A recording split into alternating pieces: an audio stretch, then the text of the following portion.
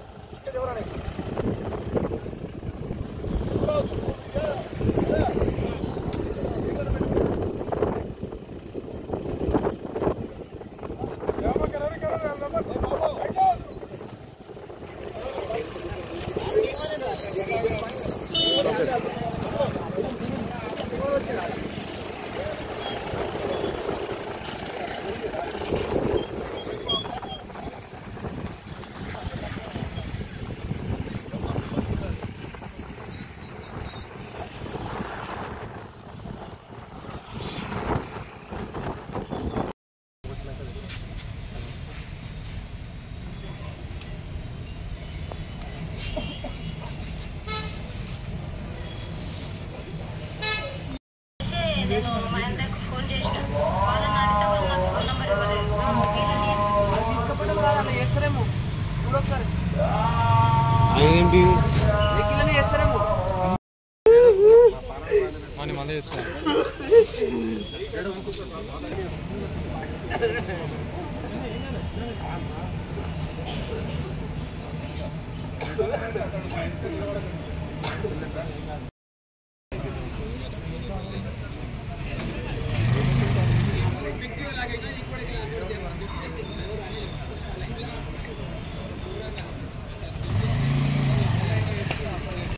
ఇరవై తారీఖు ఎప్పుడైతే 11 గంటలకు బయటికి వెళ్ళారు, మళ్ళీ తిరిగి వచ్చినప్పటికీ అవన్నీ తీసుకోవడం జరిగింది. ఆ ఎవిడెన్సెస్ అన్ని కూడా కలెక్ట్ చేశాము. But as for is investigation we have done everything. It is properly collected. ఇప్పుడు ముసికి టీమ్ అయితే వెళ్ళారు. We have taken the help of NDRF, తర్వాత GHMC స్విమ్మర్స్ అందరూ ఉన్నారు. But because the flow is more, అది మనకి ఇంతవరకు దొరకలేదు. But we have given a letter to the concern department. In future మనకు వచ్చినప్పుడు కూడా మనకి హ్యాండ్ ఓవర్ చేయమని చెప్పి వాళ్ళకి లెటర్ రాయడం జరిగింది.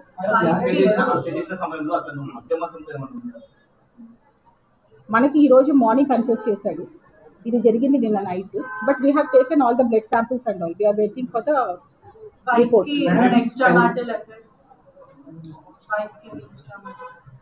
As of now, that is not established. 1 year marriage time lo emana domestic violence complaint police gani saki one stop center ki వచ్చారు. యా, వీళ్ళకి మ్యారేజ్ ఆల్మోస్ట్ 1.5 year అయింది. సో దాని తర్వాత ఒక 1-2 months లోనే వీళ్ళకి గొడవలు అయ్యాయి. అక్కడ కన్సల్ట్ చేశాడు. Based upon his confession case register అయింది under section 103 clause 1 and 238 BNS. Old IPC అయితే 302 IPC and 201 IPC. ఈ సెక్షన్స్ కింద as of now case register అవడం జరిగింది.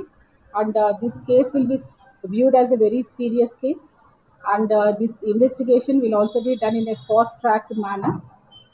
దీనికి కావాల్సినటువంటి క్లూస్ టీము, అదర్ ఏదైతే ఫోరెన్సిక్ ఎక్స్పర్ట్ ఉన్నారో ఇవన్నీ కూడా వాళ్ళ హెల్ప్ తీసుకోవడం జరిగింది. ఆ ఎవిడెన్సెస్ అన్నీ కూడా అవన్నీ కూడా మనము కలెక్ట్ చేశాము. So these will be send for the getting the technical reports to finalize the investigation. ఇప్పుడు ఎప్పుడైతే మనం ఆ రూమ్లోకి వెళ్ళి చూసామో, it is just like only the body of the human is remain. So దాన్ని హాస్పిటల్ షిఫ్ట్ చేయడం జరిగింది. And PME and we have to ascertain the lady ఎవరైతే చనిపోయారో ఆ అమ్మాయి ఫలానా స్వాతి అని చెప్పి చేయడానికి we have to conduct the DNA testing. దాని గురించి ఏవైతే అవసరం ఉందో ఆ టైప్ ఆఫ్ టెస్ట్ కూడా తీసుకుంటాము. సో ఈ అక్యూజ్డ్ మన దగ్గరే ఉన్నారు. After the medical examination he will be sent for the judicial remand. So and inspector Govind Reddy Vedipalli and his team చాలా చాకచక్యంగా ఇదంతా కూడా ఎక్కడ కూడా ఎవిడెన్సెస్ ఎక్కడ కూడా పోకుండా పకడ్బందీగా ఎక్కడెక్కడ ఏవేవి ఉన్నాయో అవన్నీ కూడా మనం వీడియోగ్రాఫ్ చేయడం ఏంటి, కోర్టుకి ఎలా టెక్నికల్ ఎవిడెన్సెస్ మనం ప్రూవ్ చేయాలను ఆ విధంగా అన్నీ కూడా కలెక్ట్ చేయడం జరిగింది. సో ఫర్దర్ రిపోర్ట్స్ వచ్చిన తర్వాత ఎంత త్వరగా మేము దీన్ని రిపోర్ట్స్ తెచ్చుకొని ఫైనలైజ్ చేసి ఛార్జ్షీట్ వేస్తాం. Due to domestic violence. So ఈ ఒక కేసు మనకు మార్నింగ్ అవర్స్లో ఒకటి రిపోర్ట్ అయింది మేడిపల్లి పోలీస్ స్టేషన్ రాచకొండ కమిషనరేట్లో. సో బేసిక్గా డీటెయిల్స్ ఏంటంటే ఇది husband killed a wife but in a very brutal manner for a very simple things like domestic violence. So దీని ఫ్యాక్ట్స్ వచ్చే వరకు accused Mahender Reddy has killed his wife. వాళ్ళిద్దరూ కూడా డిఫరెంట్ కమ్యూనిటీస్కి చెందిన వాళ్ళు. అతను రెడ్డి కాస్ట్, ఆ అమ్మాయి వచ్చేసి యాదవ్ క్యాస్ట్. సో వీళ్ళిద్దరిది కూడా లవ్ మ్యారేజ్. తర్వాత పెళ్ళి అయిన తర్వాత అక్కడ వాళ్ళ ఊర్లో కొన్ని ఇబ్బందులు ఏర్పడడం వల్ల వాళ్ళు జాబ్ పర్పస్ సిటీకి రావడము. ఆ క్రమంలో వాళ్ళిద్దరు కూడా అతను ర్యాపిడో డ్రైవర్గా జాబ్ చేస్తూ ఈ అమ్మాయి ఏమో పంజాగుట్టలో ఒక కాల్ సెంటర్లో వర్క్ చేసేది. ఇక్కడ మనకు ఫస్ట్ చిలకానగర్లో ఉండేవాళ్ళు, దాని తర్వాత బాలాజీ హిల్స్ మేడిపల్లికి వచ్చారు. మళ్ళీ ఈ 1 year 4 monthsలోనే వాళ్ళు మళ్ళీ బ్యాక్ చిలకానగర్ వెళ్ళిపోయి మళ్ళీ బోడుప్పల్కి వచ్చి ఉన్నారు. సో ఇప్పుడు ఈ ప్లేస్ ఏదైతే ప్లేస్ ఆఫ్ అఫెన్స్ ఉందో ఇక్కడికి వచ్చి కేవలం 20 రోజులు అయింది. అయితే ఇది ఈ వీళ్ళ మ్యారేజ్ అయిన తర్వాత నుంచి బాగా ఇబ్బందులు ఉండడం, గొడవ పడుతూ ఉంటే ఊర్లో కూడా ఒక 498A కేసు ఒకటి రిజిస్టర్ అయింది వికారాబాద్లో. ఆ తర్వాత ప్రాపర్గా కౌన్సిలింగ్ చేయడం అవన్నీ చేసిన తర్వాత వాళ్ళు కాంప్రమైజ్ అయిపోయిన తర్వాత క్యాస్ట్ ఎల్డర్స్ మధ్యన కూడా వీళ్ళు కాంప్రమైజ్ అయిన తర్వాత ఇక్కడ వచ్చి ఉంటున్నారు. ఇక్కడ ఉండి జాబ్ చేసుకున్న టైంలో ఈ అమ్మాయి కన్సీవ్ అవుతుంది. సో ఇప్పుడు కన్సీవ్ అవ్వడం కంటే కూడా ముందర ఒక 1 year బ్యాక్ కూడా అమ్మాయి కన్సీవ్ అయితే కూడా ఆ అమ్మాయికి అబార్షన్ చేయించాడు. సో ఇప్పుడు కన్సీవ్ అయిన తర్వాత monthly she is going for the medical checkups. ఇప్పుడు నెక్స్ట్ మెడికల్ చెకప్ వచ్చి ఈ 27th August రోజు ఉంది. సో దాని గురించి వీళ్ళిద్దరూ గొడవ పడ్డము, చిన్న చితకబాటికి ఇద్దరు గొడవ పడ్డం జరుగుతుండేది. సో 22వ రోజు సాయంకాలము హస్బెండ్ని అడుగుతుంది, నాకు మెడికల్ చెకప్ అయిన తర్వాత నన్ను మా పుట్టింటికి పంపించి అక్కడ వదిలేసి రండి అని అడుగుతుంది.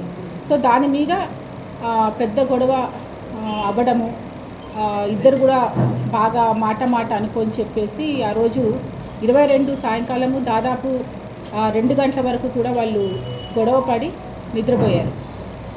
నిన్న 23వ తారీఖు అరౌండ్ 11 గంటలకి ఉదయాన్నే నిద్రలేసి అమ్మాయి ఇంకా పడుకొని ఉంది.